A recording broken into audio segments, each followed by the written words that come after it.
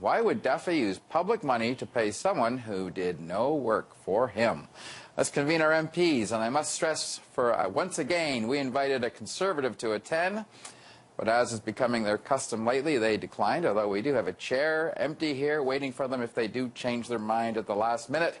But we do have NDP MP Craig Scott, who's also the critic in charge of Democratic Reform, and we have Liberal MP Joyce Murray. She joins us in Vancouver. I guess, you know, you add it all up, and you got to simply ask you first and foremost, what's your reaction to this development? What goes through your mind when you see a man with so many scandals piling up that appears to have paid money to have absolutely nothing done to him? First to you, Joyce.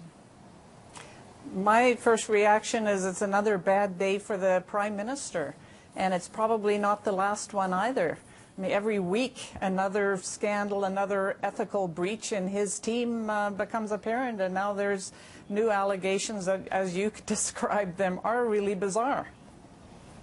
Okay, Craig, we should stress that he has been kicked out of the Conservative caucus, but he was put into the Senate by Stephen Harper. I'm sure you'll bring that up. What's your take on what you're hearing from these latest allegations? Well, it's almost getting to the point that this is becoming tedious, that each week we get something new, and Mr. Duffy tends to star in the new soap opera episode each time we hear something, but there are others out there that have not exactly rained glory on the Senate, which is one reason the NDP takes the position we do, that we'd like to see the institution gone. And today we also put forward some measures we'd like the other parties to talk seriously with us about to fix the Senate. All right, we're going to get to that later, but since you brought it up, what are the measures you guys are proposing? Well, quite simply, a series of measures to have senators step away from partisan activity, so that not only must they withdraw from their caucuses and no longer be part of the whole apparatus of the party on the Hill, but no more travel for partisan purposes, no more speech-making for partisan purposes, no more using your offices for fundraising, organizing, and all the other activities we know a certain number of senators are very good at. Joyce Murray, does that sound feasible to you, or a bit of a pipe dream?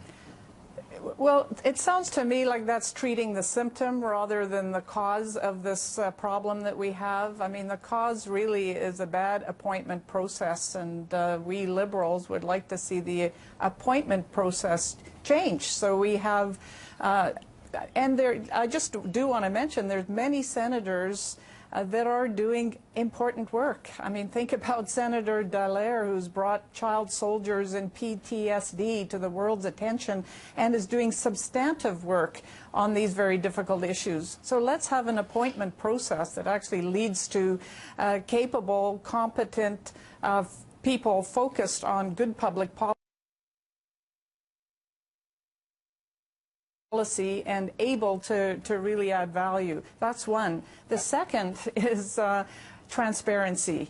If the Senate today had the kind of transparency that our new leader Justin Trudeau has committed to, and Liberals now are posting those kinds of invoices for travel and so on the website, as ministers do, if we had that kind of transparency, I don't think you would see senators like Senator Duffy and Senator Wallin, et cetera, being able to do what they've done. I should point out, RCMP Corporal Greg Horton is the investigator on this file, and it was almost by accident he sniffed this as something wrong. He saw a number and he went after it and did some pretty good legwork to find out that these billings seemed a little bogus. But I'm curious, Greg, is this just one bad apple in the barrel, or do you think this is symptomatic of something that might be more widespread? Well, I mean, it's obviously symptomatic of a whole series of problems that can come with unaccountable privilege. We also, to go back to the politicization and the partisanship in the Senate, it's still the case that Mr. Duffy and Ms. Wallin were probably the two best examples of senators who are appointed to be partisan. And so they're kind of, just as he's the caricature of all the corruption problems of the Senate, he's also the caricature of all the problems with excessive partisan activity that totally makes a mockery of any claim that this Senate for decades has been able to carry out a sober second thought function. And that's why we want that distancing from the political process for senators. You raised the point, and you said this is getting tedious. I wonder how you and what you anticipate the public reaction will be to this Duffy story if it keeps rolling out as it seems to be in the police documents. Is this going to infuriate them? Resign.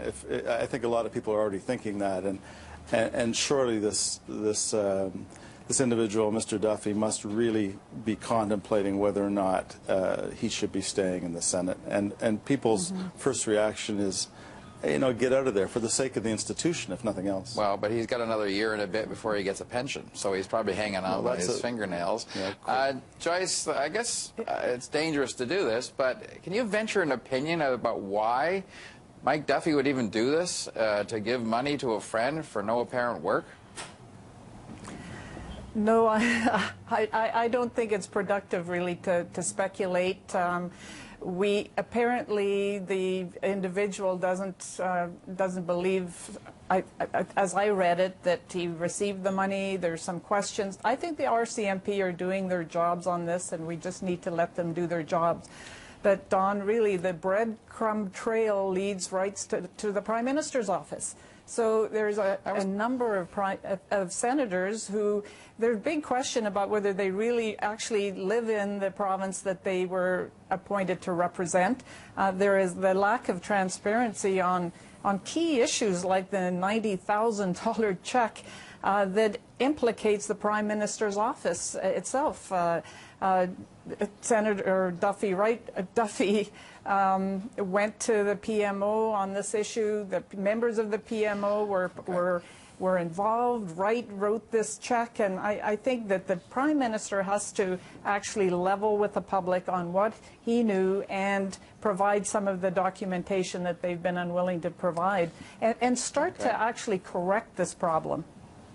All right. Well, there's an awful lot of layers to this story that keep getting more and more. We appreciate both of you coming in to talk about it. We'll have more reaction with our journalists coming up in about 45 minutes or so.